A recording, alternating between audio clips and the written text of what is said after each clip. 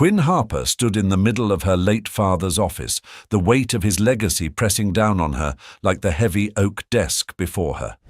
The room was untouched since his passing 6 months ago, a shrine to Richard Harper's unwavering principles and vision. The walls were lined with bookshelves, filled with volumes on leadership, ethics, and the economy. A single framed quote on the wall caught her eye. "Integrity is the foundation of all success." Her father's voice echoed in her memory, as if he were standing beside her. Quinn had spent her entire life in awe of her father's ability to lead with both strength and compassion. Employees adored him, board members respected him, and competitors feared him. Yet now, as she took over Harper Industries, she couldn't shake the nagging feeling that she was failing to live up to his legacy. Rumors of discontent among employees, vague complaints about upper management, and troubling discrepancies in financial reports left her uneasy. Her fingers brushed the edge of the desk, and her eyes drifted to a photograph of her father shaking hands with a group of factory workers. They looked proud, standing shoulder to shoulder with him. Richard Harper had always believed that the company's success was rooted in its people. But lately, Harper Industries felt different, cold, distant, and fractured. Reports of sudden layoffs and plummeting morale contradicted everything her father stood for. The smiling faces in the photograph felt like ghosts of a forgotten era. Peter Albright's voice pulled her from her thoughts. "Quinn, you're doing the best you can," he said, standing in the doorway. The family's trusted lawyer, Peter, had been her father's closest advisor and a mentor to her since childhood. "You've only been in charge for 6 months. No one expects you to fix everything overnight." "But they should, Peter," Quinn replied, her voice trembling with frustration. "This company was his life's work, and I feel like I'm watching it crumble from the inside." Peter sighed and stepped further into the room, his lined face a reflection of years of wisdom and worry. "I won't lie to you," he said. "I've noticed some changes too. Richard would never have tolerated what I've been hearing. Employees dismissed without warning, reports that don't add up." Quinn's gaze sharpened. "Then why hasn't anyone done anything about it?" "Because people like Sonny Drake and Brenda Cooper have built walls around themselves. They know how to manipulate the system to avoid scrutiny." Quinn straightened, a spark of determination igniting in her chest. "Then I'll find out the truth myself." Peter raised an eyebrow. "How do you plan to do that?" "I'm going undercover," Quinn declared, her voice firm. "If the truth is buried behind those walls, then I'll have to go in and dig it out myself."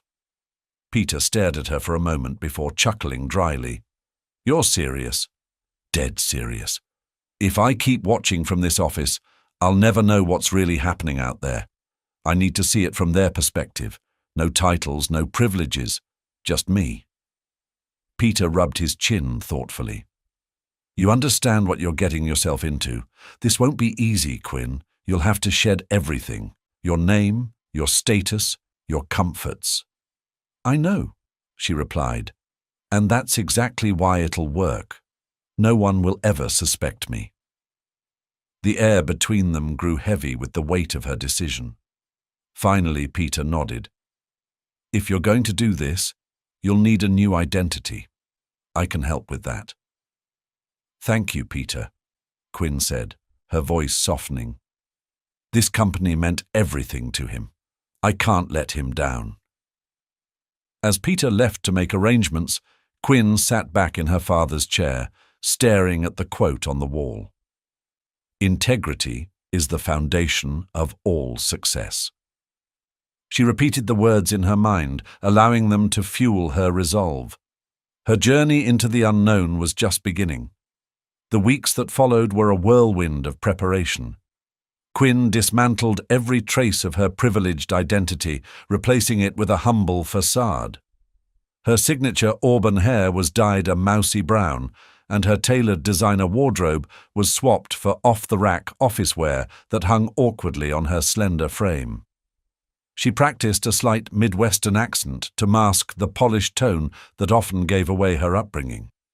With Peter's help, Sarah Johnson was born, a recent college graduate with minimal experience, looking for her first job in the corporate world. Quinn studied her new identity meticulously, rehearsing every detail. Sarah had grown up in a small town, worked her way through community college, and dreamed of making it in the big city. To her, Harper Industries was just another company, a potential stepping stone, not a family legacy.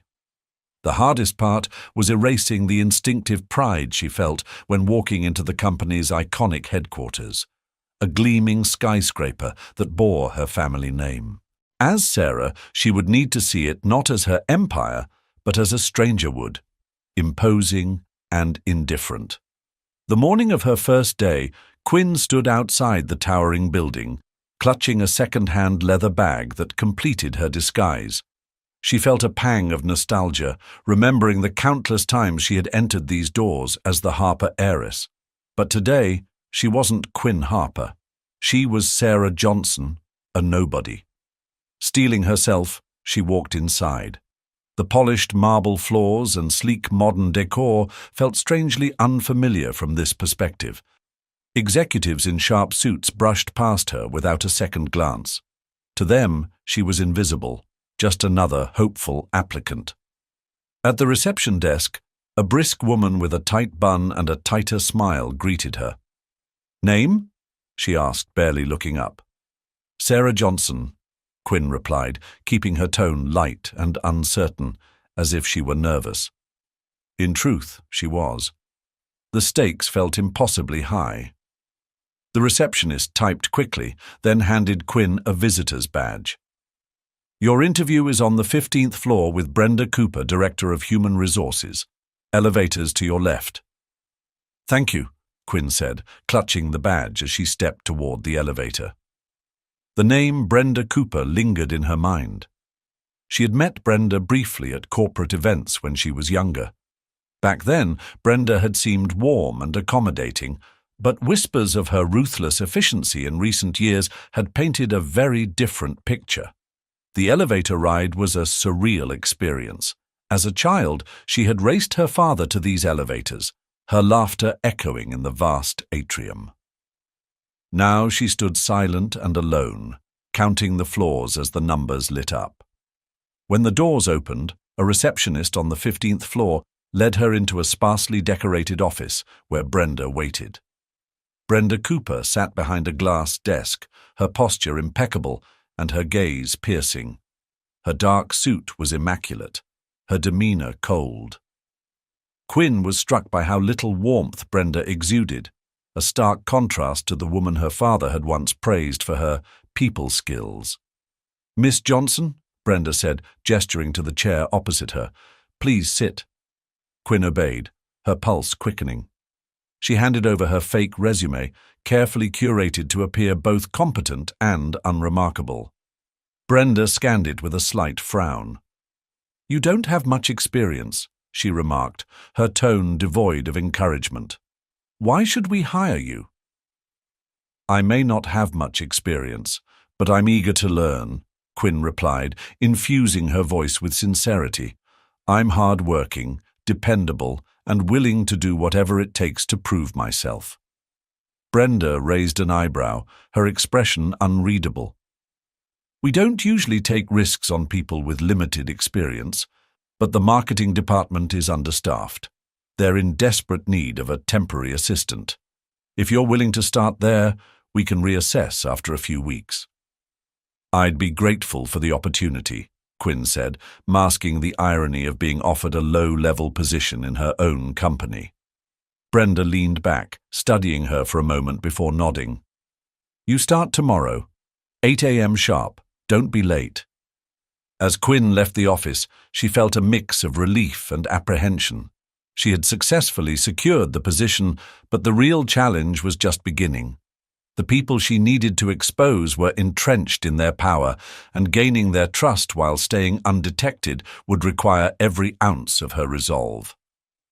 That evening, back in her small rented apartment, chosen to match her assumed identity, Quinn stared out the window, the city lights glittering below.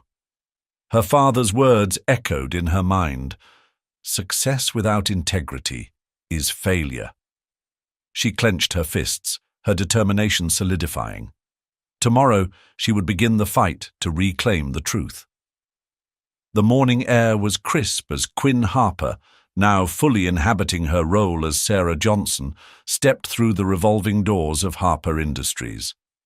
Her second day as a temporary assistant in the marketing department felt oddly different from the first. Yesterday's nerves had been replaced with a low simmer of determination. Every click of her modest heels against the polished floors was a reminder of her purpose.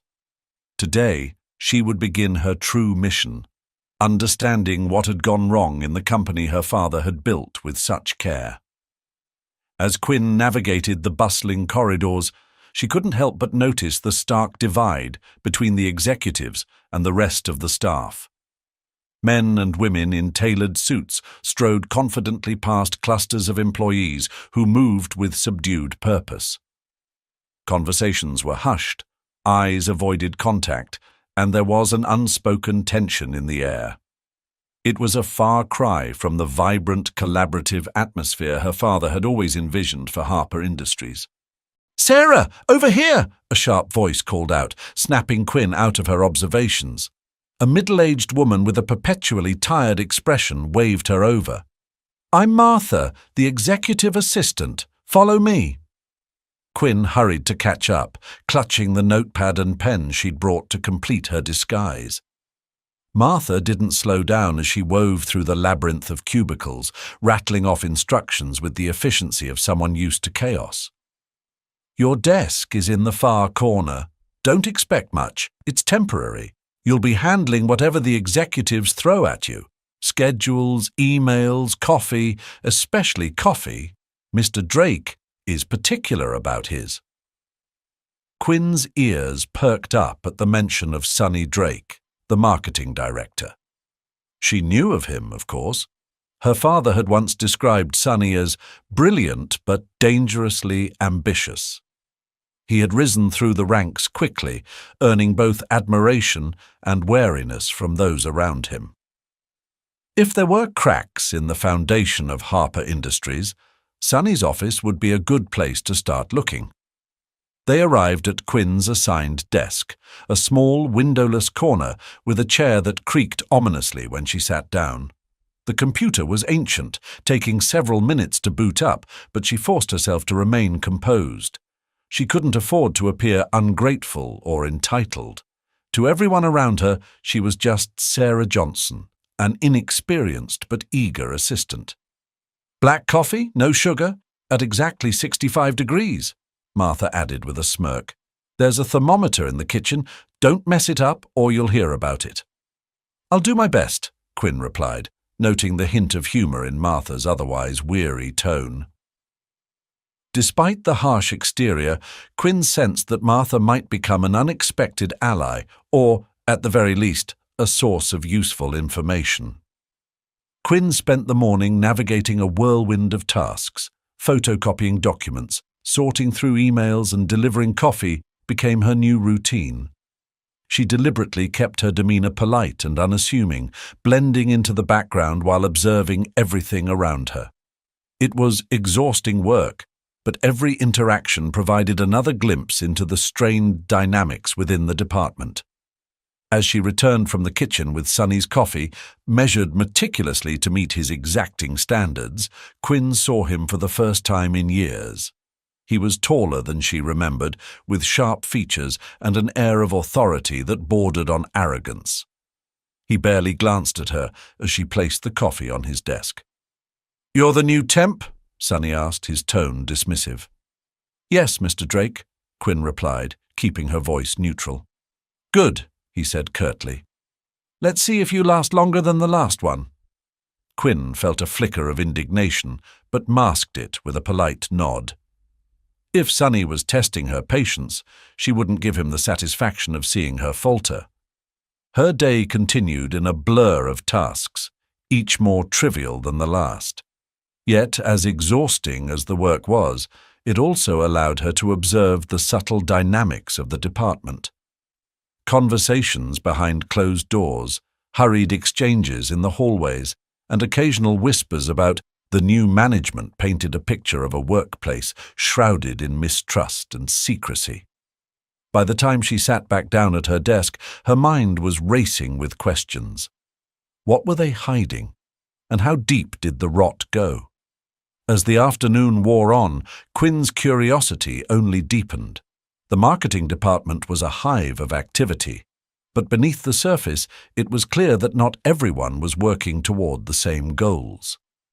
She noticed subtle alliances forming among the staff, clusters of employees who whispered furtively during breaks, exchanging glances as if guarding secrets. Others, like Martha, seemed resigned to the chaos, their energy focused solely on surviving the day. Quinn decided to take advantage of her position, starting with the piles of documents she was tasked with organizing. Most were mundane, meeting agendas, promotional materials, and client reports. But occasionally she stumbled upon items that raised red flags. Budget approvals with unexplained discrepancies, invoices for services that didn't align with the company's typical operations, and vague notes about special projects, spearheaded by Sonny himself. She carefully logged each suspicious detail in her mind, ensuring not to draw attention to her interest. At one point, she caught Martha watching her from across the room.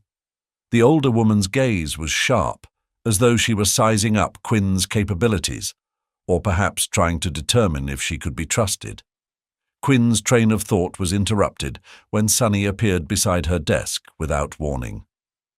"I need these reports summarized by the end of the day," he said, dropping a thick stack of papers in front of her. His tone was impatient, as if he doubted her ability to complete the task. "Yes, Mr. Drake," she replied, maintaining her composed demeanor. He lingered for a moment, studying her with an intensity that made her uncomfortable. "And Sarah," he added, his voice lowering slightly. "This department thrives on efficiency. I suggest you make that your priority." The underlying threat in his words wasn't lost on her. She nodded quickly, watching as he strode away, his confident gait exuding authority. It was clear that Sonny wasn't just a demanding boss. He was a man accustomed to being in control, and anyone who disrupted that control would face consequences. As the sun began to set, the office gradually emptied, leaving Quinn alone at her desk. She stared at the stack of reports Sonny had given her, the sheer volume of work feeling like an insurmountable challenge. But she knew this wasn't just busy work. It was an opportunity to learn more about the inner workings of the department. With a deep breath, she began sifting through the pages, her focus sharpening as she searched for anything out of the ordinary. Hours later, she found what she was looking for, a series of expense claims linked to a company she didn't recognize. The amounts were unusually high, and the descriptions were deliberately vague. Her pulse quickened as she snapped a discreet photo of the documents with her phone. It was a small piece of the puzzle, but it was enough to confirm her suspicions. Something was deeply wrong within Harper Industries. Quinn leaned back in her chair, exhaustion washing over her. The building was eerily quiet now, save for the hum of fluorescent lights. She glanced toward Sonny's office, the door firmly shut, and wondered what secrets he was hiding behind those walls. Gathering her belongings, she left the office and stepped into the cool evening air. The city lights glittered around her, a stark contrast to the shadows that seemed to linger over her family's company. As she walked toward the subway, she resolved to continue digging, no matter how daunting the task. Tomorrow, she thought, would be another step closer to the truth, and to uncovering the forces threatening the empire her father had built. Little did she know, her every move was already being watched. Quinn arrived at her desk the next morning, greeted by a fresh pile of paperwork and the same hum of tension that had settled over the marketing department since her arrival. She felt the weight of her discoveries from the previous day pressing on her, but there was no time to dwell. If she was going to uncover the truth, she needed to stay focused and blend in.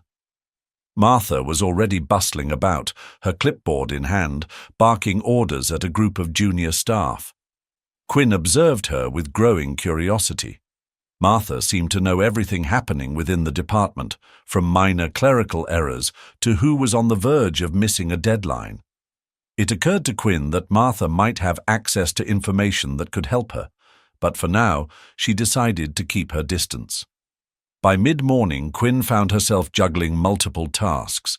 Sunny had dumped another set of urgent reports on her desk, and she was also expected to prepare materials for a client meeting scheduled later that afternoon.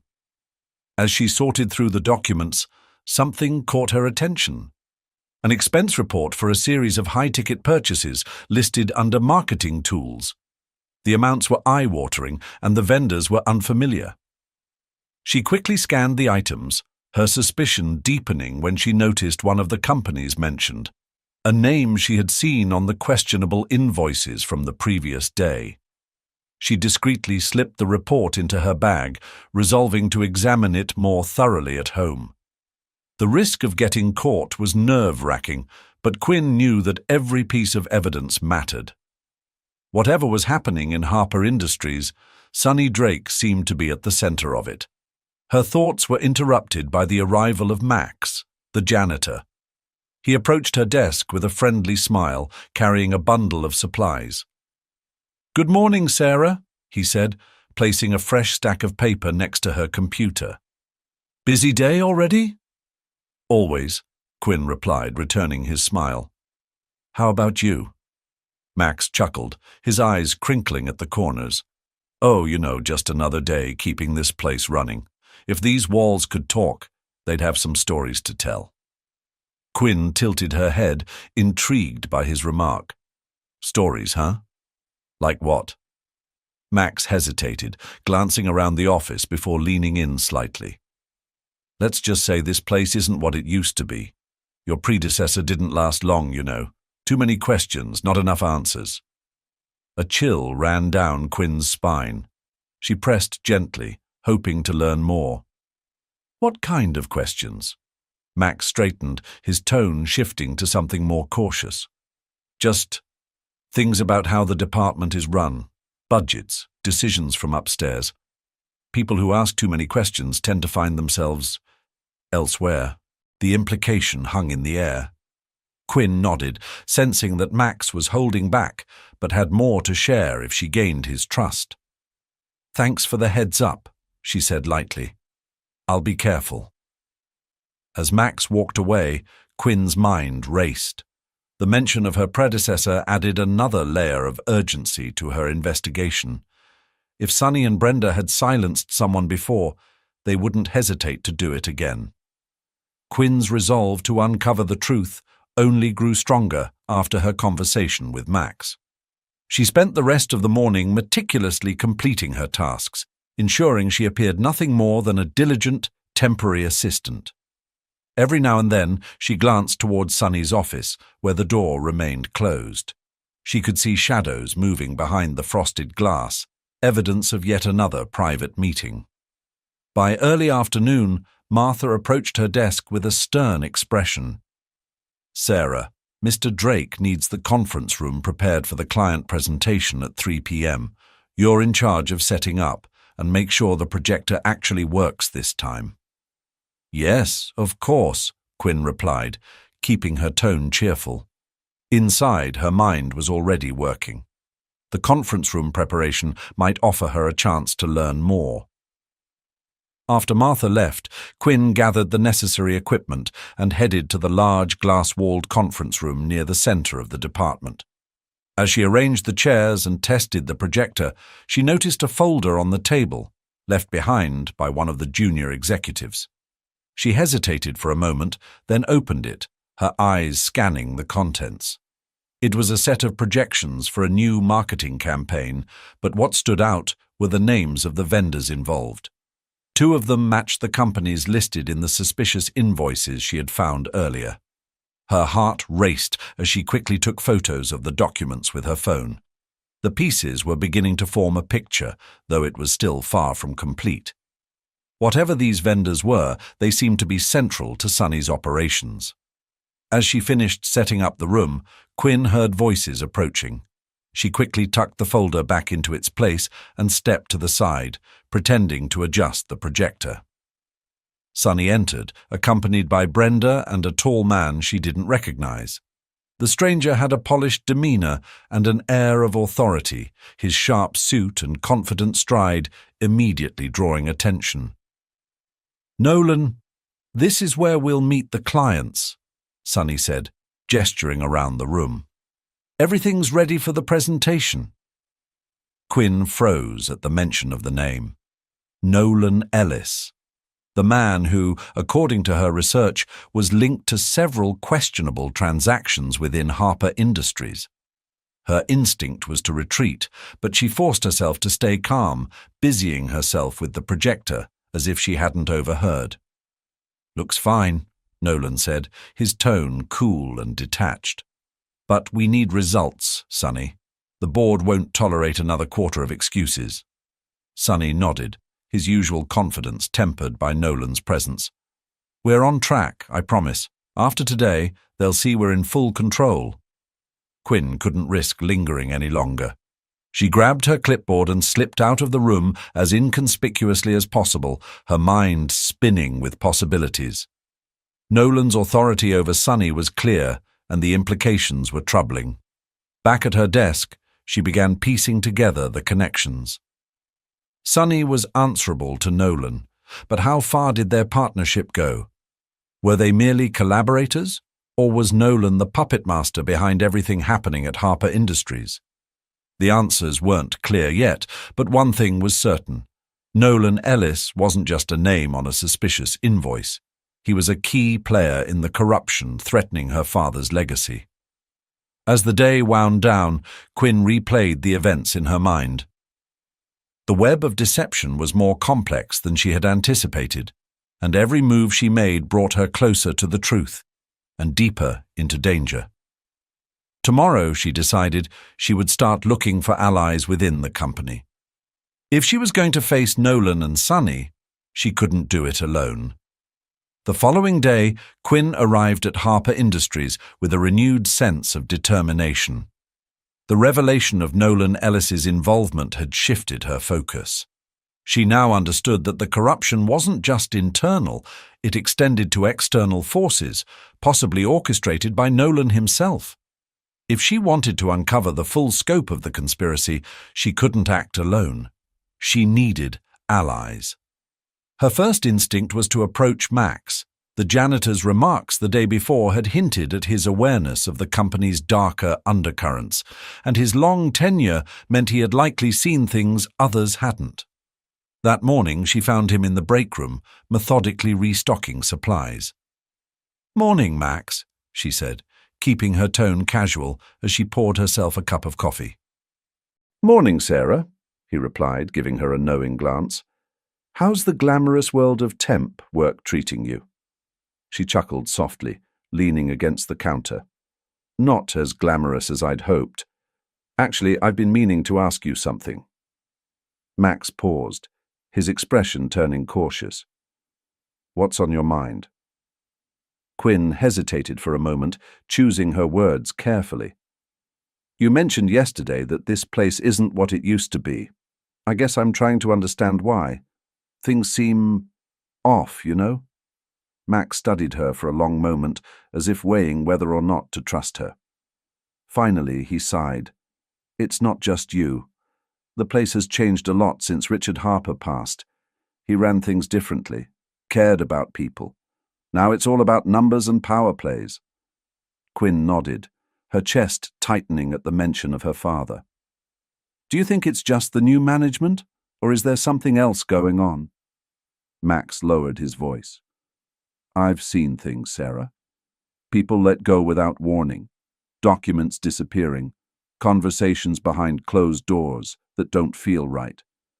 Whatever it is, it's big, and it's not just coming from inside the company." Quinn leaned in slightly, her curiosity piqued. "What do you mean?" Max glanced around the room, ensuring they were alone. "I'm not sure yet, but I'd be careful if I were you. Asking too many questions around here can get you noticed, and not in a good way." Before Quinn could press further, the door opened, and Janice, the receptionist, walked in with a stack of folders. "Hey, Max. Morning, Sarah," she said cheerfully, before heading to the fridge. Max gave Quinn a subtle nod before returning to his supplies, signaling that the conversation was over for now. Quinn took the hint and returned to her desk, her mind racing with possibilities. Max clearly knew more than he was letting on, and she resolved to continue building his trust. As she settled into her work, Quinn's phone buzzed with a new task from Brenda. She was to assist with sorting through an archive of financial records, an assignment that seemed tedious but might provide her with more pieces of the puzzle. Little did she know, the day's events would bring her closer to finding an unexpected ally. Quinn spent the next hour sifting through stacks of old financial records in a quiet corner of the office. The task was as mundane as she had expected, but every so often a document would catch her attention. She found several discrepancies in expense reports from the previous fiscal year, small enough to escape casual notice, but consistent enough to suggest a pattern. As she meticulously noted the anomalies, her thoughts drifted to Max's warning. Someone had been covering their tracks, and they were good at it. Her focus was interrupted by a sharp voice. "What are you doing here?" Quinn looked up to see Natalie, one of the assistants from another department, standing in the doorway. Natalie was petite, but exuded an air of confidence that made her seem taller. Her dark eyes scanned Quinn with suspicion, but there was something else, a flicker of curiosity.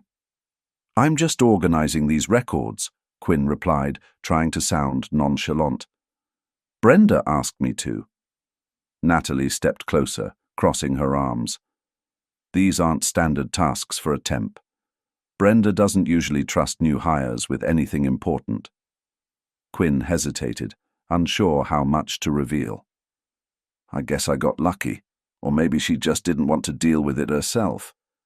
Natalie's eyes narrowed, and then she surprised Quinn by shutting the door behind her. "Look, I don't know who you are, but you're not just some temp." Quinn's heart skipped a beat. She had been careful to maintain her cover, but Natalie's tone suggested she had seen through it. "I don't know what you're talking about," she said cautiously. Natalie smirked and lowered her voice. "Don't play dumb.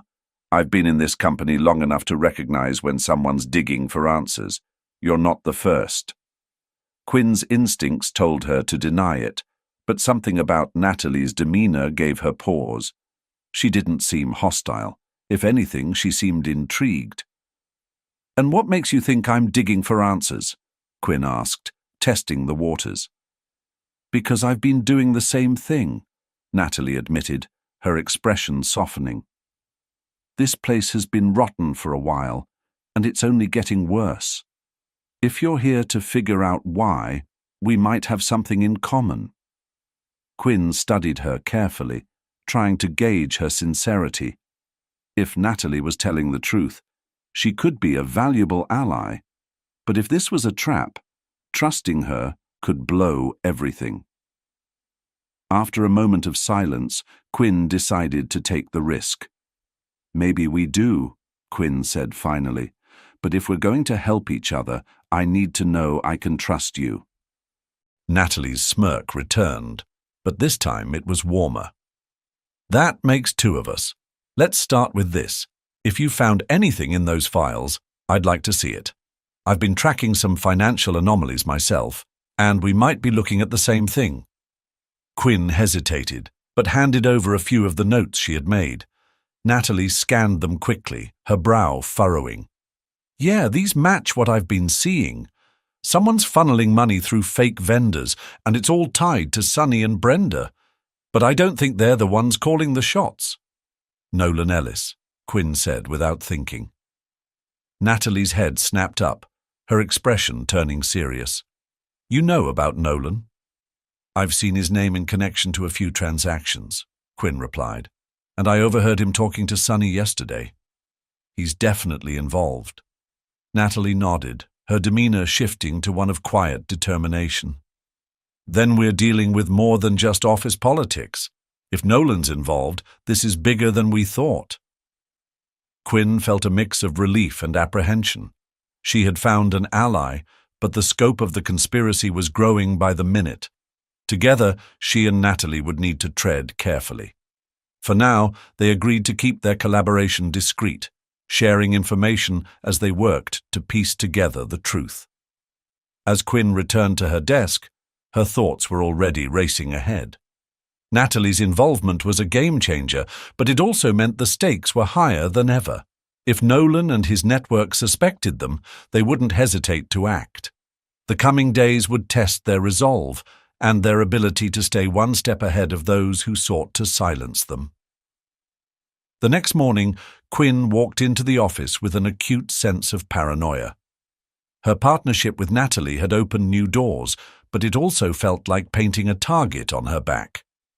Every sideways glance from her colleagues felt like a potential threat, and every overheard conversation seemed laced with suspicion. She reminded herself to stay calm. Paranoia wouldn't help her stay hidden.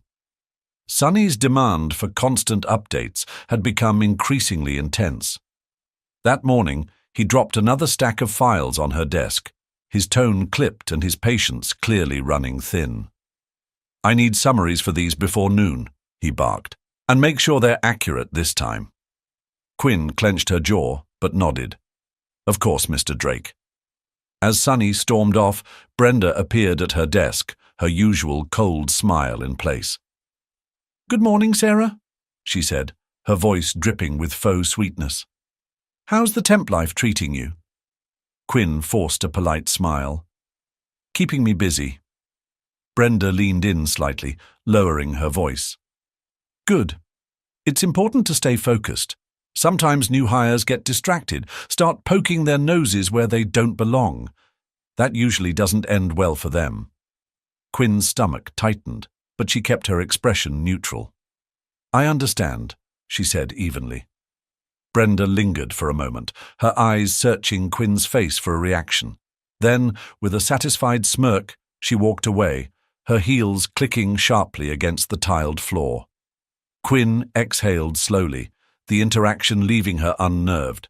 Brenda's words felt like a warning, or perhaps a test.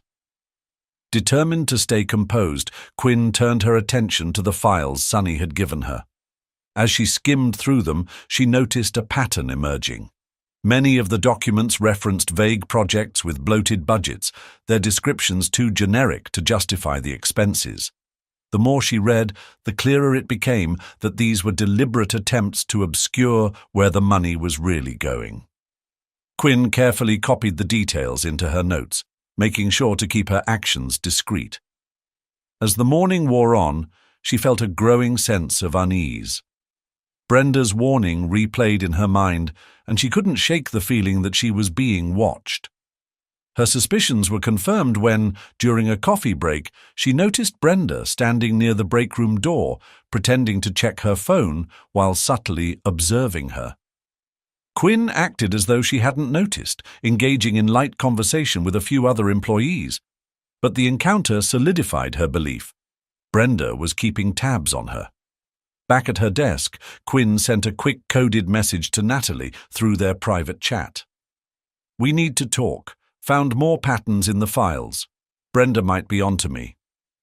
Natalie's response came almost immediately. "Meet in the archives at lunch. We'll figure it out." Quinn closed the chat and returned to work, her mind racing. Brenda's scrutiny was becoming a serious threat, but she couldn't afford to slow down. If anything, it only made her more determined to expose the truth. As lunchtime approached, Quinn grabbed her notepad and headed toward the archives, careful not to draw attention to herself. The dimly lit basement-level room was quiet, its rows of shelves filled with old files and forgotten records.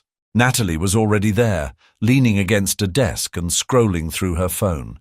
She looked up when Quinn entered, her expression sharp. "Did anyone see you come down?" Natalie asked, her voice low.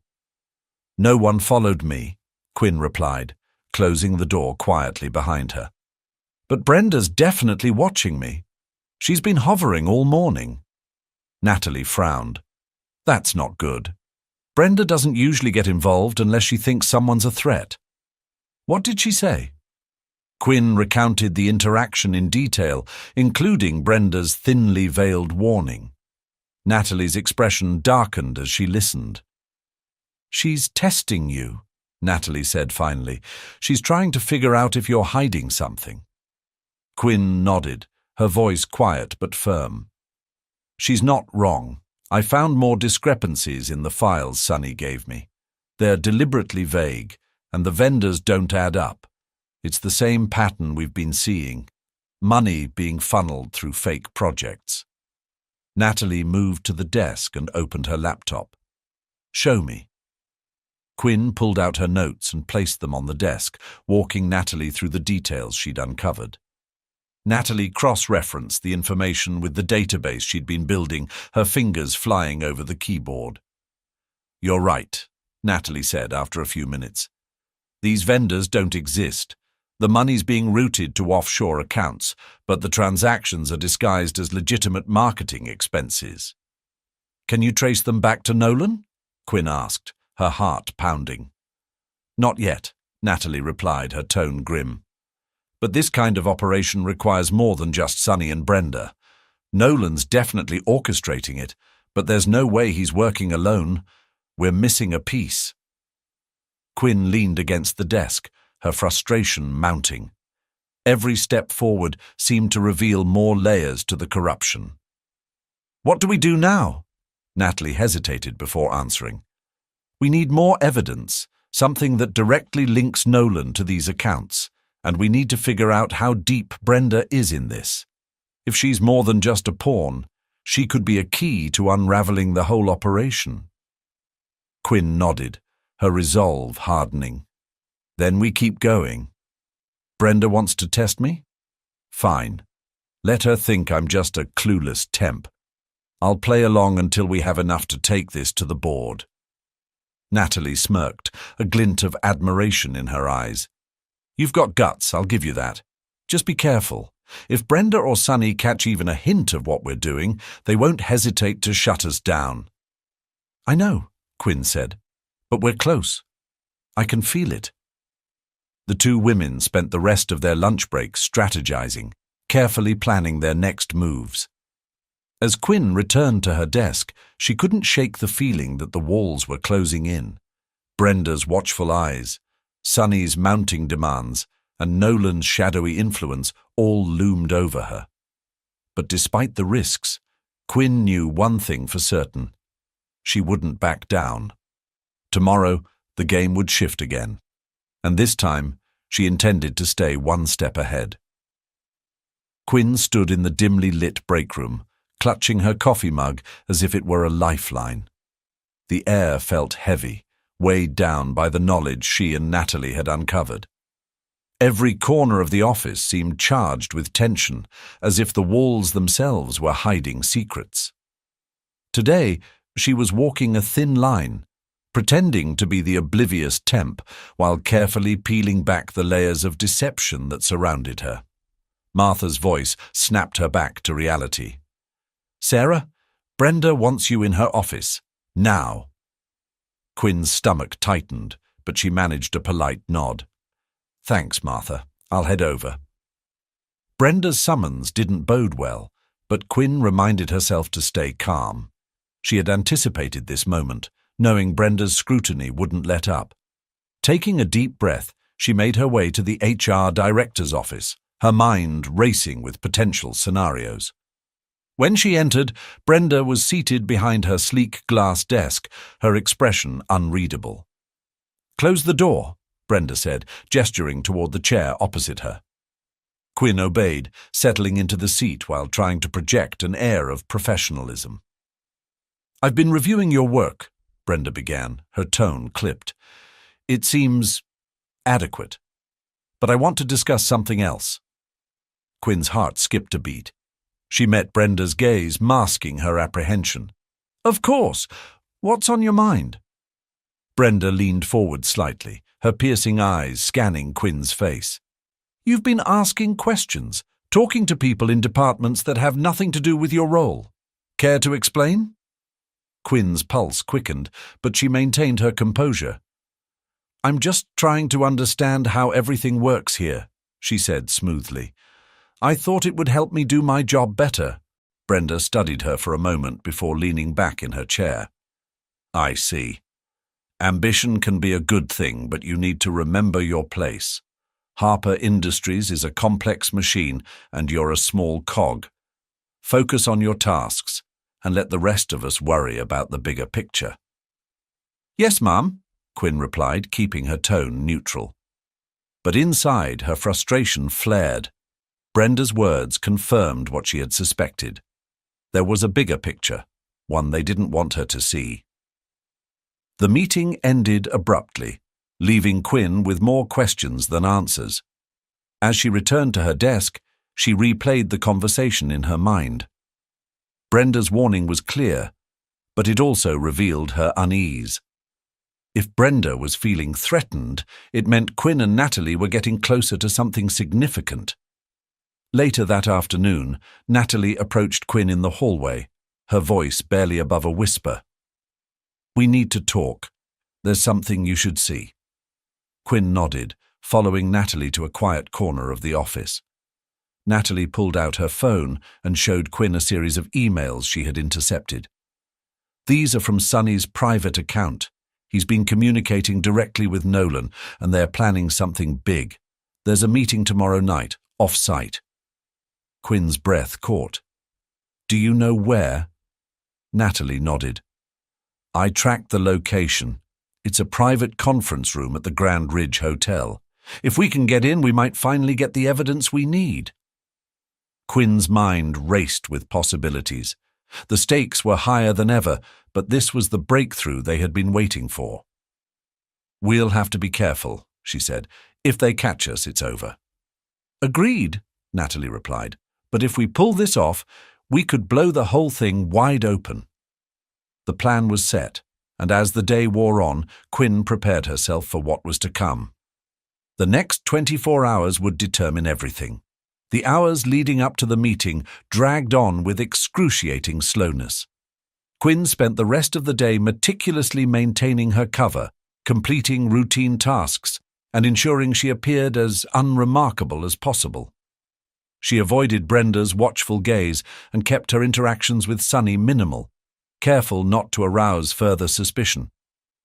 All the while, her mind churned through the details of the plan she and Natalie had devised.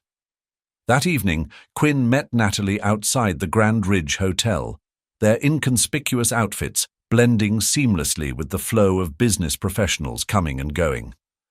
Natalie handed Quinn a small earpiece and a thin black notebook. "We'll use this to communicate," Natalie explained. "You're on distraction duty while I try to get into the conference room." Quinn nodded, her pulse quickening. "What if they have security?" "They will," Natalie replied, "but I've scoped the place out. There's a service hallway that connects to the back of the conference rooms. If we time it right, I can get in unnoticed while you keep their attention elsewhere." As they entered the hotel lobby, Quinn took in the opulent surroundings, gleaming marble floors, chandeliers casting warm light across the expansive space, and clusters of well-dressed professionals gathered in quiet conversation. It was a fitting setting for Nolan Ellis, a man who thrived in environments where power and wealth converged. Quinn positioned herself near the elevators, casually scrolling through her phone while keeping an eye on the main entrance. Minutes later, Sonny arrived, accompanied by Brenda and another executive Quinn didn't recognize. Their expressions were serious, their movements purposeful. Quinn quickly alerted Natalie through the earpiece. "They're here, Sonny, Brenda, and someone else, heading to the elevators." "Got it," Natalie replied. "I'm in position. Keep them distracted for as long as you can." Quinn waited until the trio reached the elevator bank before stepping forward, her expression feigning surprise. "Oh, Mr. Drake, I didn't expect to see you here." Sonny froze, his sharp gaze locking onto her. "Sarah? What are you doing here?" "I'm meeting a friend," Quinn lied smoothly, offering a sheepish smile. "I didn't mean to intrude." Brenda's eyes narrowed suspiciously, but Sonny's irritation overshadowed her scrutiny. "Well, don't let us keep you," he said curtly, stepping into the elevator. Brenda hesitated for a moment, her gaze lingering on Quinn before following Sonny inside. Quinn's heart pounded as she pretended to walk toward the lobby bar, giving Natalie the signal to proceed. Through the earpiece, she heard Natalie's hushed voice. "They're on the move. I'm heading into the service hallway now." Moments stretched into eternity as Quinn waited, her nerves on edge. She kept an eye on the elevator display, watching as it climbed to the 10th floor. She whispered into the earpiece, "You're clear." "They're in the conference room." Natalie's voice came back, steady but tense. "I'm inside the hallway. Keep monitoring. I'll let you know what I find." Quinn moved to a quiet corner of the lobby, keeping a line of sight on the elevators, while feigning indifference. Her heart raced as she considered the risk Natalie was taking. If she got caught, the fallout could jeopardize everything. But if they succeeded, they might finally have the evidence to expose Nolan, Sonny, and Brenda. After several tense minutes, Natalie's voice crackled through the earpiece. "I've got something. Financial records, emails, proof of offshore accounts. Nolan's name is all over this." Quinn's relief was short-lived, as Natalie's tone shifted to alarm. "Wait! Someone's coming, I need to—" The earpiece went silent. Panic gripped Quinn as she tried to reach Natalie. "Natalie? Are you there?" No response. Quinn's mind raced. Had Natalie been caught? If so, what would happen next? She knew she couldn't linger in the lobby without raising suspicion. Gathering her composure, she walked briskly out of the hotel, her thoughts consumed with one question. What had happened to Natalie? As she stepped into the night, Quinn resolved to find out. The truth was closer than ever, but it came at a cost. And now she would have to face the consequences of their actions. Quinn paced the small confines of her apartment, her phone clutched tightly in her hand. The events at the Grand Ridge Hotel replayed over and over in her mind. Natalie's last words echoed ominously in her thoughts. "Someone's coming. I need to—" And then, nothing. It had been hours since she'd heard from Natalie, and the silence was deafening. Quinn had resisted the urge to call her directly, knowing it could expose both of them if their phones were being monitored. Instead, she scanned through the anonymous messaging app they'd been using. There was no activity. Natalie hadn't sent a single update, and the longer Quinn waited, the more her anxiety grew. Her thoughts were interrupted by a soft knock on the door. Quinn froze, her heart racing. It was nearly midnight, too late for visitors. Cautiously, she approached the door and peered through the peephole. To her relief, it was Max. She opened the door quickly, pulling him inside. "Max, what are you doing here?"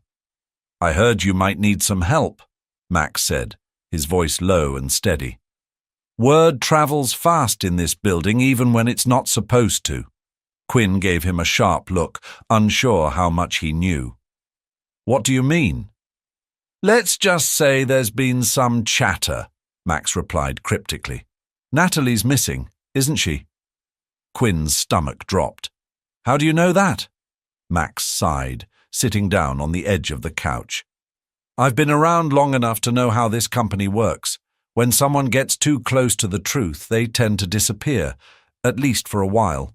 If Natalie's gone quiet, it means she's either hiding or she's been taken." The weight of his words hit Quinn like a punch. "Taken? You mean by Nolan?"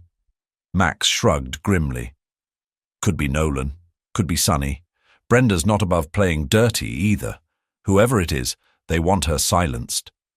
Quinn sank into the chair across from him, her mind racing.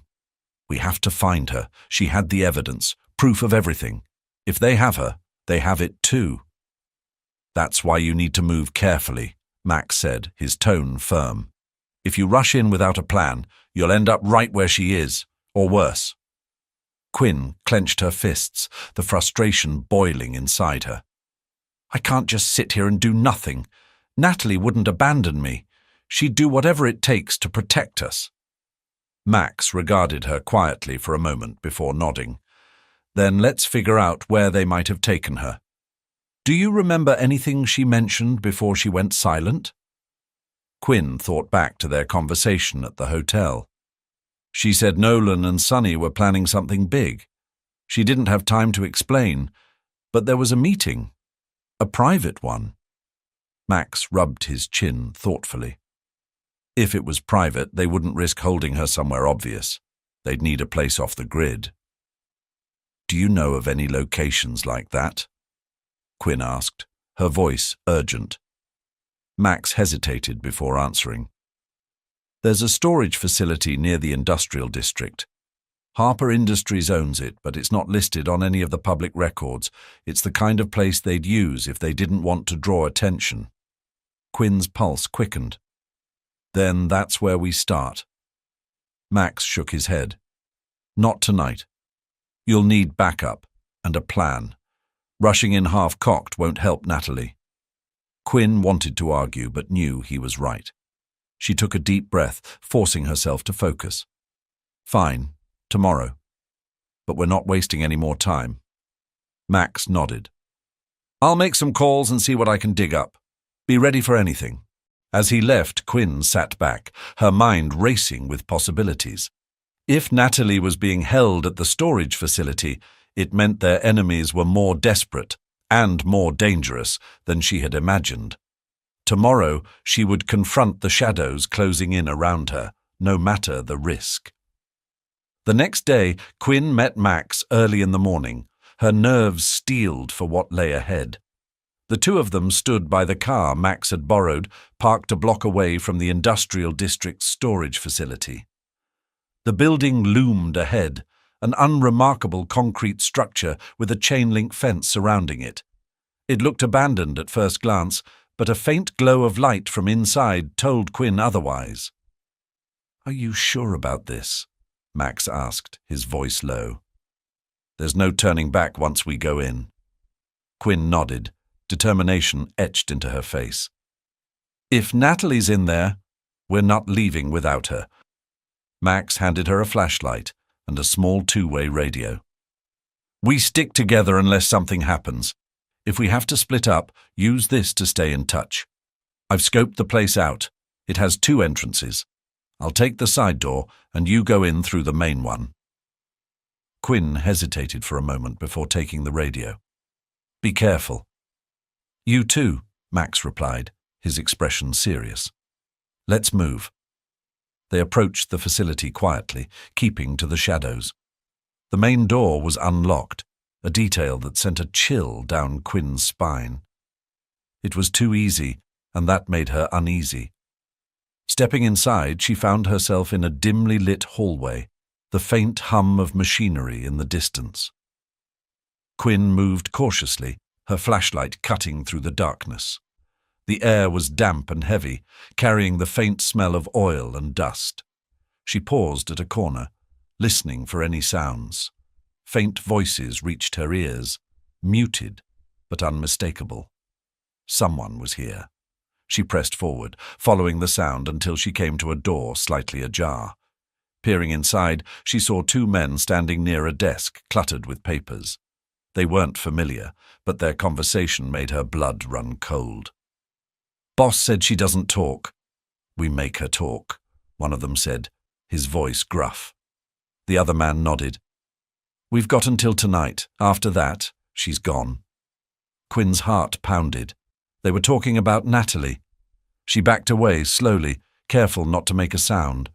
She pressed the button on her radio and whispered, Max, I found something. 2 men talking about Natalie. She's here. Max's voice crackled in response. Where are you? East hallway, near the center of the building. They're in one of the offices. Stay put. I'm heading your way, Max said. Quinn crouched in the shadows, her adrenaline surging. She couldn't wait. Every second counted. She pushed the door open a crack, just enough to see the men clearly. One of them walked toward a second door at the back of the room, opening it briefly. Inside, Quinn caught a glimpse of a small, dimly lit room, and a figure slumped in a chair. Natalie. Her chest tightened. She couldn't take both men on her own, but she also couldn't risk waiting too long. Just as she was about to make a move, Max appeared silently behind her, his face set with determination. You ready? He whispered. Quinn nodded, gripping the flashlight like a weapon. Let's get her out of there. Max signaled for her to stay low as he moved forward. The tension was suffocating, but Quinn focused on one thought. Natalie was alive, and they weren't leaving without her. Max motioned for Quinn to stay close as he crept toward the office where the two men were talking. His movements were deliberate, each step silent and calculated. Quinn followed behind him, her heart pounding in her ears. The dim hallway seemed to close in around them, every shadow a potential threat. She tightened her grip on the flashlight, its weight reassuring in her trembling hand. Reaching the doorway, Max pressed his back against the wall, signaling for Quinn to do the same. They both peered inside. The two men were still talking, their attention focused on the papers spread across the desk. The door to the back room, where Quinn had seen Natalie, remained slightly ajar. The sight of her friend, pale and motionless, only deepened Quinn's resolve. Max leaned closer and whispered, We need to draw them out. If they're distracted, we can get to her. Quinn nodded, her mind racing for a solution. Spotting a stack of metal crates near the hallway entrance, she gestured toward them. If we make a noise back there, they'll investigate. Max's lips tightened, but he gave a curt nod. Stay here. I'll handle it. Before Quinn could protest, Max slipped back into the hallway and made his way to the crates. He gave them a swift kick, sending them crashing to the ground with a deafening clang. The men in the office froze, their conversation abruptly cut off. What was that? One of them barked. I'll check it out, the other replied, reaching for a flashlight. As he stepped into the hallway, Max disappeared into the shadows, drawing him further from the office. Quinn stayed hidden, her pulse racing as she watched the second man move toward the doorway, his back now to the room. It was her chance. She slipped inside, keeping low, and darted toward the back room. The air was thick with tension, every second feeling like an eternity. Reaching the door, she pushed it open quietly and stepped inside. Natalie was slumped in a chair, her wrists bound and her head hanging low. Her face was pale, but she was breathing. Nat, Quinn whispered, gently shaking her shoulder. It's me. Natalie stirred, her eyelids fluttering open. Quinn? Her voice was weak, but the recognition in her eyes brought a surge of relief. I'm getting you out of here, Quinn said, pulling a small pocket knife from her bag to cut the ropes binding Natalie's wrists. Can you walk? Natalie winced but nodded. I'll try. Quinn helped her to her feet, steadying her as they moved toward the door. Her focus was singular. Get Natalie out before the men returned. But as they reached the doorway, a shadow loomed in the hall. One of the men was back, and he wasn't alone. Quinn's breath caught as the man's eyes locked on her. Hey, stop right there! Quinn tightened her grip on Natalie's arm, ready to run. The confrontation they had hoped to avoid was now inevitable. The man lunged forward, reaching for Quinn, but she reacted instinctively. Swinging the heavy flashlight in her hand, she struck his arm, forcing him to stumble back with a sharp cry of pain.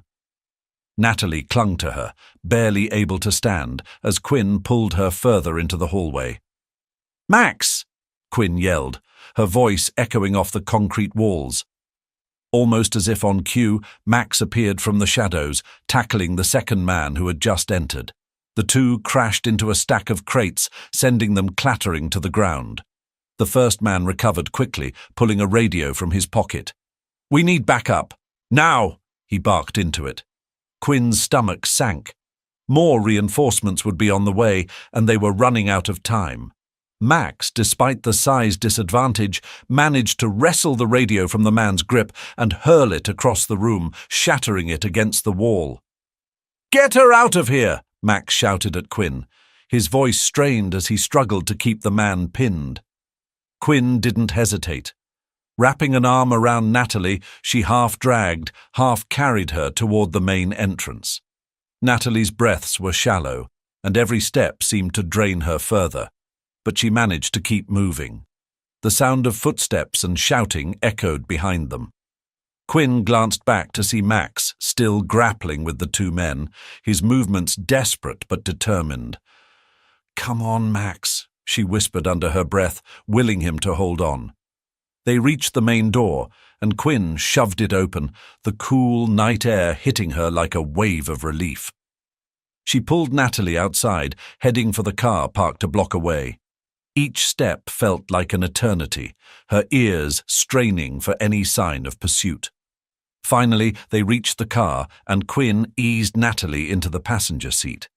Her hands trembled as she buckled the seatbelt, and then rushed to the driver's side. She started the engine, her eyes darting toward the facility. There was no sign of Max. "Quinn!" Natalie's voice was barely audible, but her gaze was clear. "He's still in there." "I know," Quinn replied, her voice thick with emotion. She gripped the steering wheel, torn between the need to protect Natalie and the instinct to go back for Max. "But I can't lose you both." As she hesitated, the door to the facility burst open. Max staggered out, blood on his face but determination in his stride. He clutched his side as he ran toward the car, his movements slower than usual, but still purposeful.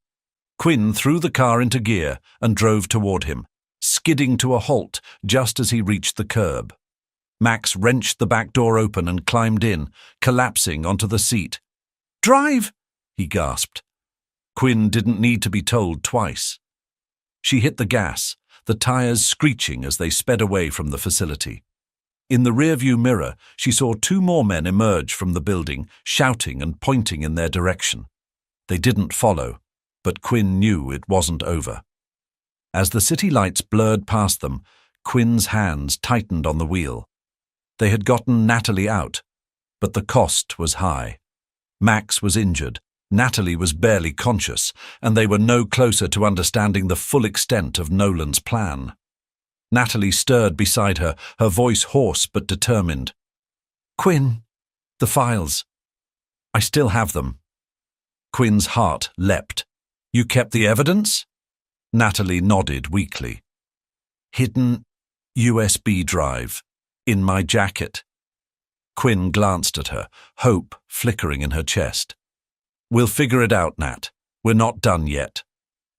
Max groaned from the back seat, his voice faint but steady. "Good. Because they're not going to stop. Neither are we." As the car sped toward safety, Quinn's mind raced with the possibilities. They had survived the night, but the fight was far from over. Nolan and his network were still out there, and the evidence Natalie carried might be their only chance to bring it all to light. The drive back to Quinn's apartment was tense and silent, the weight of the night's events hanging heavy in the air.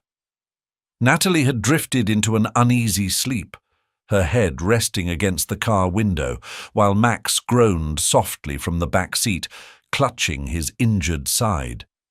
Quinn's hands gripped the steering wheel tightly, her knuckles white as she navigated the quiet streets. Her mind raced, piecing together their next steps. They had the evidence, hidden safely in the USB drive Natalie managed to secure, but it was clear their enemies were growing desperate. Nolan and his network wouldn't stop until they silenced anyone who stood in their way. The thought made Quinn's stomach churn, but she forced herself to focus.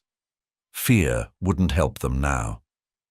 As they pulled into the parking garage beneath her apartment building, Quinn turned to Max. "Can you walk?" Max nodded weakly, his voice strained. "I've had worse. Just need a minute."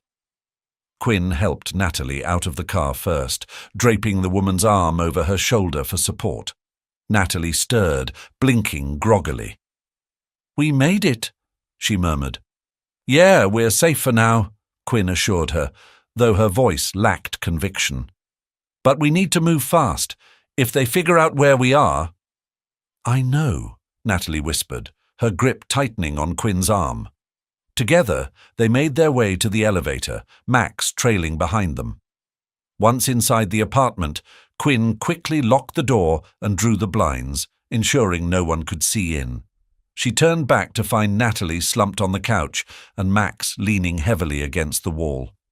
"We need to take care of those wounds," Quinn said, grabbing the first aid kit from under the sink. She handed it to Max, who waved her off. "Take care of Natalie first," he muttered. "I'll patch myself up." Quinn knelt beside Natalie, carefully removing her jacket.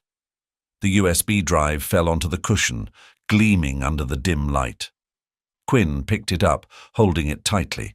This small piece of plastic held the proof they'd been risking their lives to obtain. "You need to see what's on it," Natalie said, her voice hoarse but insistent. "It's all there. Offshore accounts, fake vendors, Nolan's direct orders, enough to bring them all down." Quinn nodded, plugging the drive into her laptop. As the files loaded, her eyes scanned the screen, each document painting a clearer picture of the web of corruption Nolan had spun. There were spreadsheets detailing payments to shell companies, email exchanges between Nolan and Sonny, and even a list of employees who had been fired for getting too close to the truth. "This is it," Quinn said, her voice trembling. "This is everything we need." Natalie managed a weak smile. "Good. Now we just have to figure out how to use it." Before Quinn could respond, her phone buzzed on the counter. She grabbed it, her stomach sinking when she saw an unknown number. Her instincts screamed at her not to answer, but she couldn't ignore the possibility it might be important. With a deep breath, she picked up the call. "Hello?" A deep, unfamiliar voice spoke, sending a chill down her spine. "You think you're clever, don't you, Quinn? But you've made a mistake. We know where you are."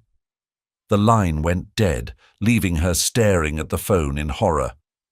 Quinn's hands trembled as she set the phone down, her mind racing. The voice had been calm, almost mocking, and it sent a cold wave of fear through her. She turned to Max and Natalie, both of whom were watching her intently, their faces etched with concern. "They know where we are," Quinn said, her voice barely above a whisper. Max cursed under his breath, pushing himself off the wall. "We need to leave. Now." Natalie tried to sit up, wincing from the effort. "They're bluffing. They want to rattle us."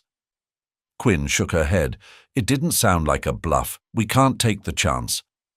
Max was already moving, gathering whatever he could find that might be useful.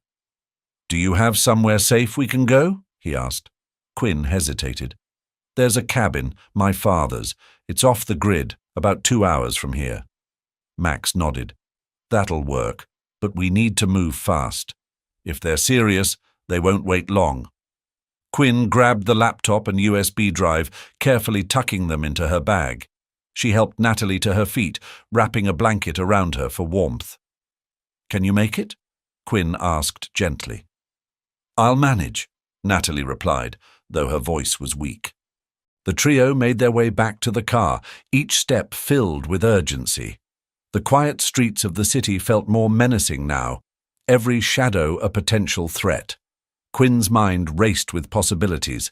How had they been found? Was it a leak, or had someone followed them from the facility? As they pulled out of the parking garage, Max kept a watchful eye on the rearview mirror. "No tails so far," he muttered, but his grip on the door handle betrayed his tension. The drive to the cabin was tense and silent, the weight of their situation pressing down on them. Natalie dozed fitfully in the passenger seat, her breathing shallow but steady. Max kept scanning the horizon, his sharp gaze never resting for long on one spot. Finally, after what felt like an eternity, they arrived at the cabin. Nestled deep in the woods, it was surrounded by towering trees that provided natural cover. The air was crisp and cold, the scent of pine hanging in the stillness. Quinn had spent summers here as a child, and the sight of the familiar structure brought a bittersweet pang to her chest.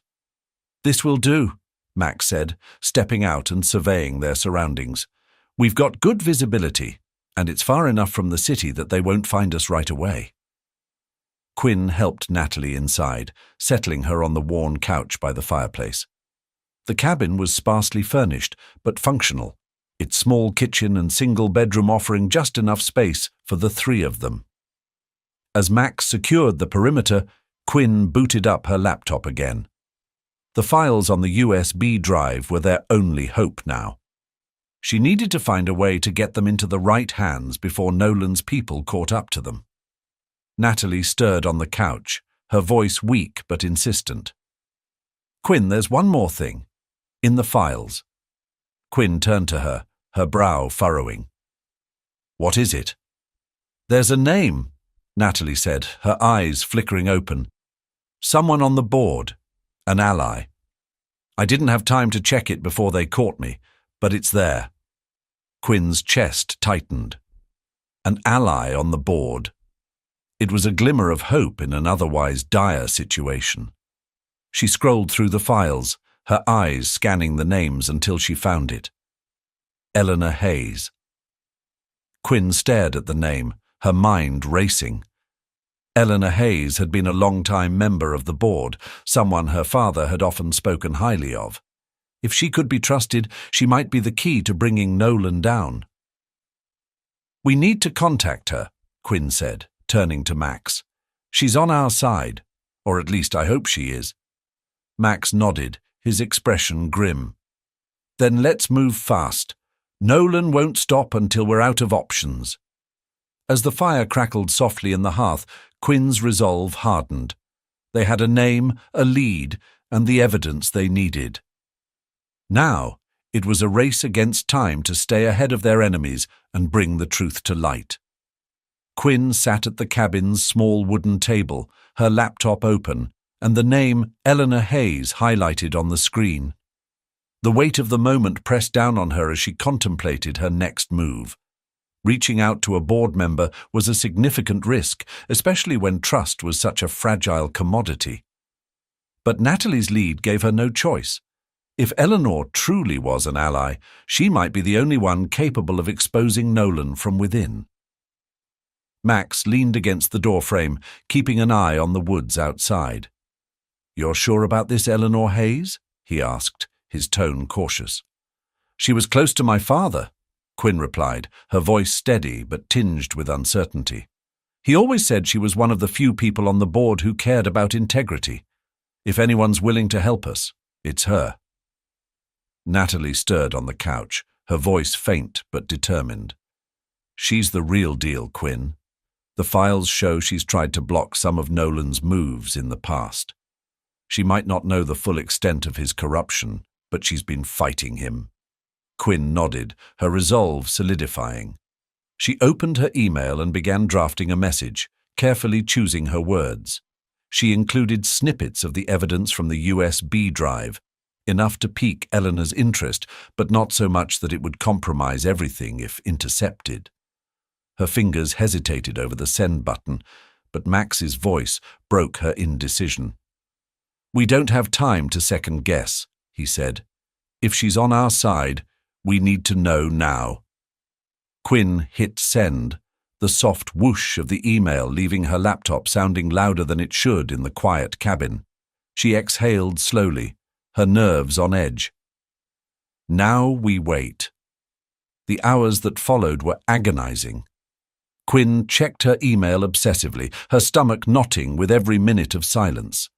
Max paced the cabin like a restless sentinel, occasionally glancing out the window to ensure they were still alone.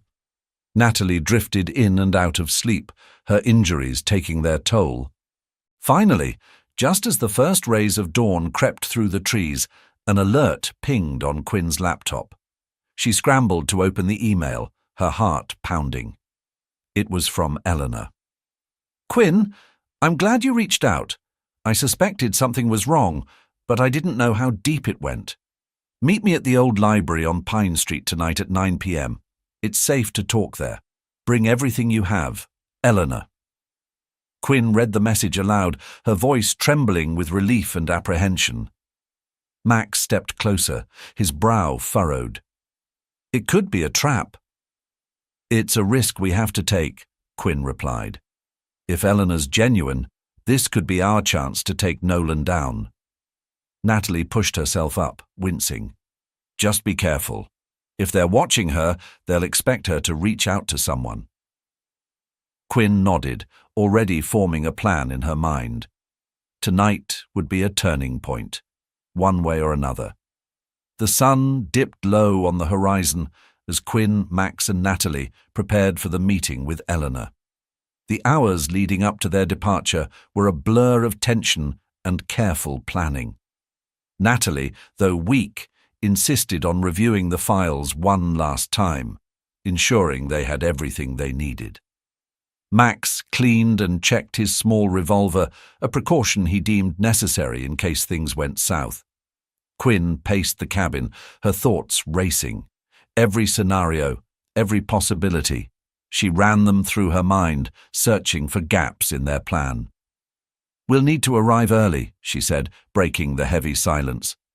"I want to scope out the area before we make contact. If anything feels off, we pull back." Max nodded. "Good. Stick to public areas as much as possible. If this is a trap, we don't want to be boxed in." Natalie handed Quinn a small folder containing printed copies of the most incriminating documents. "Take this," she said, her voice still weak. "The digital files are good, but having a hard copy might save you if something goes wrong." Quinn took the folder, her grip tightening as she looked at Natalie. "You're sure you'll be okay staying here?" Natalie gave a faint smile. "I'll be fine. Max made sure everything's locked down. Just come back with good news." As the clock neared 8 p.m., Quinn and Max left the cabin, the tension between them palpable. The drive to Pine Street was quiet, each of them lost in their thoughts. The old library Eleanor had mentioned was a relic of a bygone era, its grand facade weathered but still imposing. Its location in a quieter part of the city offered some cover, but also increased the risk of ambush. Max parked a block away, the car tucked discreetly behind an old row of buildings. He turned to Quinn, his expression serious. "I'll hang back and keep watch. If anything looks off, I'll signal you." Quinn nodded, her nerves fraying but her determination unshaken. "Let's hope it doesn't come to that." She approached the library alone, the street eerily quiet save for the occasional hum of a passing car. The heavy wooden doors creaked as she pushed them open, the faint smell of aged paper and dust greeting her. Inside, the main reading hall was dimly lit, the towering shelves casting long shadows across the floor. "Quinn?" a voice called softly from the far end of the room. Quinn's head snapped toward the sound. Eleanor Hayes stood by a table near the back, her posture poised but her eyes sharp and calculating. She wore a tailored coat, her silver hair framing a face that exuded both authority and warmth. "You came," Eleanor said, her voice measured. "I wasn't sure if you would." Quinn approached cautiously, her gaze flickering to the dark corners of the room. "I didn't have much choice," she replied. "If what I've found is true, you're one of the only people who can help me." Eleanor gestured for Quinn to sit, her expression softening slightly. "Then let's not waste time. Show me what you have."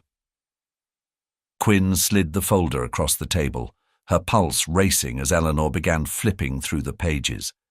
The older woman's face darkened with each document, her jaw tightening. "This is worse than I imagined," Eleanor said finally, her voice low. "Nolan has been building this network for years. If we expose him, it will shake the entire board." "That's the plan," Quinn replied, "but we can't do it alone. We need your support." Eleanor looked up, her gaze steady. "You'll have it. But you need to know. Nolan won't go down without a fight. If he senses even the slightest threat, he'll destroy everything to protect himself." Quinn's stomach churned, but she nodded. "We're ready for that." Eleanor leaned closer, her voice dropping to a whisper. "There's a board meeting tomorrow morning. Bring these files. If we present them at the right moment, we can force a vote to remove Nolan and dismantle his operation." The weight of Eleanor's words settled over Quinn.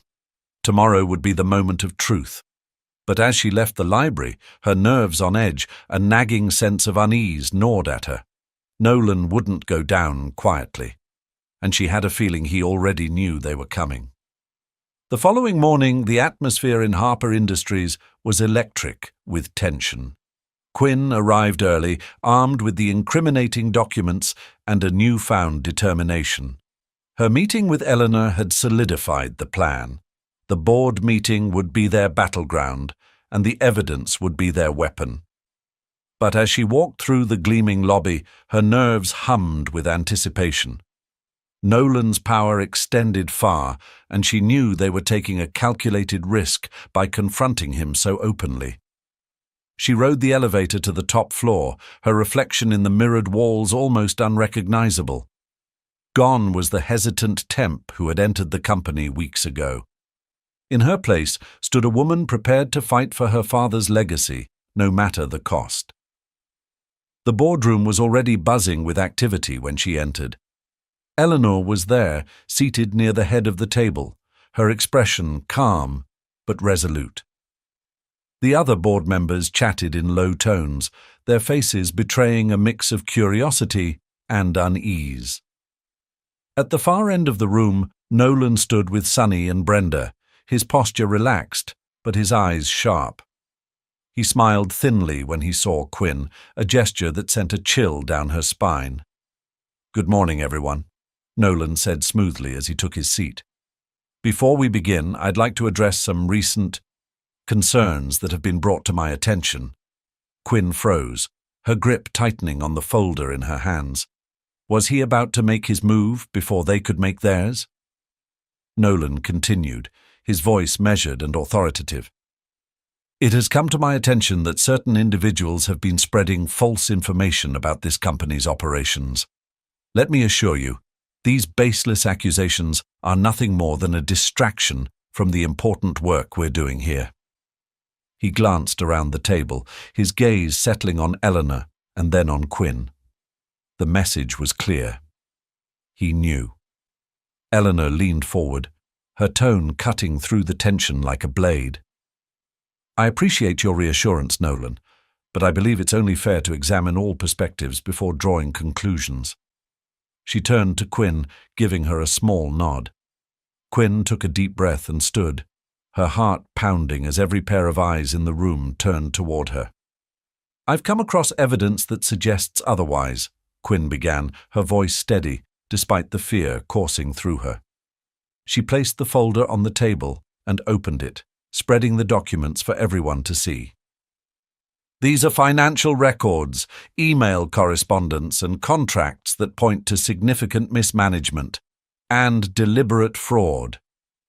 A murmur rippled through the room as the board members leaned forward to examine the papers. Nolan's expression darkened, his mask of composure slipping for the first time. "This is outrageous," he said, his voice sharp. "These so-called documents are fabricated, a desperate attempt to undermine this company and my leadership," Eleanor interjected, her voice firm. "The evidence speaks for itself, Nolan, and if it holds up under scrutiny, you'll have a lot to answer for." Quinn locked eyes with Nolan, her resolve unwavering. "It's time for the truth to come out." The boardroom fell silent, the weight of the moment pressing down on everyone present. But Quinn knew the real fight was just beginning. Nolan rose from his seat, his movements deliberate and calculated. The tension in the room thickened as he adjusted his tie, his eyes scanning the faces of the board members before settling on Quinn. When he spoke, his voice was calm, but the undertone of menace was impossible to miss.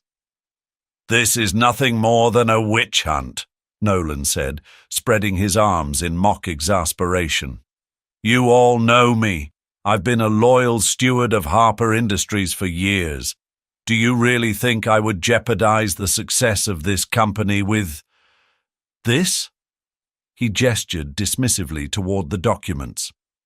The murmurs among the board members grew louder, uncertainty creeping into their expressions. Nolan's confidence, combined with his years of influence, was enough to sow doubt. Quinn's chest tightened, but Eleanor stepped in before the moment could slip away. "This isn't about loyalty, Nolan," Eleanor said sharply. "It's about accountability. The evidence is clear. Funds have been misallocated, employees silenced, and fake vendors established under your direction. If you're innocent, you should welcome an investigation." Nolan's smile faded, replaced by a cold glare. "I don't need to prove my innocence to anyone here. This is a coordinated attack, orchestrated by people who don't understand the complexities of running a corporation this size." Quinn took a step forward, her voice steady but rising with conviction. "You're right about one thing, Nolan. This isn't just about you. It's about every employee who's been mistreated, every dollar that's been stolen, and every person who believed in what this company stood for. My father built Harper Industries on integrity, and I won't let you destroy that." The room went silent. For a moment, it seemed as if Nolan might lash out. But he caught himself, his expression turning cold and calculating. "You've overstepped, Quinn," he said, his voice low. "And you'll regret it." Before Quinn could respond, the door to the boardroom burst open and two men in suits entered. They carried themselves with the unmistakable authority of federal investigators, their badges gleaming as they held them up for all to see. "Apologies for the interruption," one of them said, his voice firm. "I'm Agent Reynolds with the FBI. We've received credible evidence of corporate fraud and embezzlement involving Harper Industries. We're here to investigate." The shock in the room was palpable. Quinn exchanged a glance with Eleanor, who gave her a subtle nod. The message was clear. The evidence had reached the authorities just in time. Nolan's composure cracked. "This is ridiculous," he sputtered, his voice rising. "You can't just barge in here without—" "Actually, we can," Agent Reynolds interrupted, his tone unyielding. "We have a warrant." As the agents began collecting documents and questioning board members, Nolan turned on Quinn, his face a mask of fury. "You think this is over?" he hissed. "You have no idea what you've started." Quinn met his gaze, unflinching. "Maybe not, but it's time someone finished what you started." Nolan's expression twisted, but before he could respond, the agents escorted him out of the room. The board members sat in stunned silence, the weight of the moment sinking in. Eleanor rose, her voice breaking the quiet. "We have work to do," she said firmly. "This company needs rebuilding, and it starts with us." Quinn exhaled deeply, the tension in her chest easing for the first time in weeks. The fight wasn't over, but they had won the first major battle. As she left the boardroom, she allowed herself a small, hopeful smile. For the first time, the path forward felt clear. The days following the board meeting were a whirlwind of activity and change. With Nolan Ellis and his key accomplices removed from Harper Industries, the company was thrust into a period of reckoning. Federal investigators worked tirelessly to untangle the web of corruption Nolan had spun, while the board convened daily to address the fallout. For Quinn, it was a bittersweet victory, one that came with both relief and the weight of responsibility. Sitting in her father's old office, now reclaimed as her own, Quinn felt the gravity of the moment settle over her. The familiar scent of polished wood and leather brought a flood of memories. Her father's voice echoed in her mind, reminding her of the values he had built the company on: trust, integrity, and respect. Those values had been tarnished but not destroyed. Now it was up to her to restore them. A soft knock at the door pulled her from her thoughts. "Come in," she said, straightening in her chair. Eleanor entered, her expression warm but serious. "I thought I'd find you here," she said, closing the door behind her. She placed a folder on Quinn's desk. "The auditor's initial report. It's going to take months to fully clean up Nolan's mess, but this is a start." Quinn nodded, opening the folder and scanning the contents. The scope of the damage was staggering. Millions funneled into offshore accounts, fraudulent projects siphoning company funds, and a culture of fear that had allowed it all to persist. Yet, as overwhelming as it was, Quinn felt a spark of hope. The truth was out, and the rebuilding had begun. "Thank you, Eleanor," Quinn said, meeting the older woman's gaze. "None of this would have been possible without you." Eleanor smiled faintly. "Don't give me too much credit. You're the one who took the biggest risks. I just helped steer the ship." Quinn gestured to the chair across from her, and Eleanor sat down. "What happens now?" Quinn asked, her tone tinged with uncertainty. "Well," Eleanor began, leaning forward slightly, "the board will need to decide on a new leadership structure. Given everything that's happened, we can't afford another misstep. But the truth is, Quinn, you're already leading. You've proven you can fight for this company's future, and I believe you're the right person to guide it." The words caught Quinn off guard. She had spent so much of her time focused on exposing Nolan and protecting her father's legacy that she hadn't considered what might come next. "I don't know if I'm ready," she admitted softly. Eleanor's smile widened. "You're more than ready. You've faced down some of the worst this company has ever seen, and you've come out stronger for it. If Richard were here, he'd be proud." Quinn's chest tightened with emotion, but she nodded. "Then I'll do it. For him, and for everyone who still believes in what Harper Industries can stand for." Eleanor reached across the desk, placing a hand on Quinn's. "We'll stand with you." As Eleanor left, Quinn stared out the window, the city skyline stretching before her. The journey had been harrowing, but she was no longer the uncertain young woman who had walked into Harper Industries weeks ago. She was ready to lead, ready to rebuild, and most importantly, ready to honor the legacy her father had left behind. The first official step in rebuilding Harper Industries came the following week. In the same boardroom where Nolan had been unmasked, Quinn now stood at the head of the table, addressing the remaining board members, key executives, and a handful of trusted employees. The air in the room was heavy with anticipation, but there was a glimmer of hope that hadn't been present before. "Today marks a new chapter for Harper Industries," Quinn began, her voice steady but filled with conviction. What happened here under Nolan's leadership was not just a failure of oversight, it was a betrayal of the values this company was built on. We can't change the past, but we can ensure that it never happens again. The room was silent, every eye fixed on her. Eleanor sat to her left, a steadying presence that Quinn was grateful for. Max leaned against the back wall, his arms crossed and a faint smile on his face, while Natalie, still recovering but determined to be part of the moment, nodded from her seat near the window. Quinn continued, her gaze sweeping across the room. "We're implementing new measures to rebuild trust and accountability, from comprehensive audits to transparent reporting and an anonymous whistleblower system. But most importantly, we're recommitting to the people who make this company what it is." She paused, letting the words settle before delivering the final part of her message. Harper Industries has always been more than a business.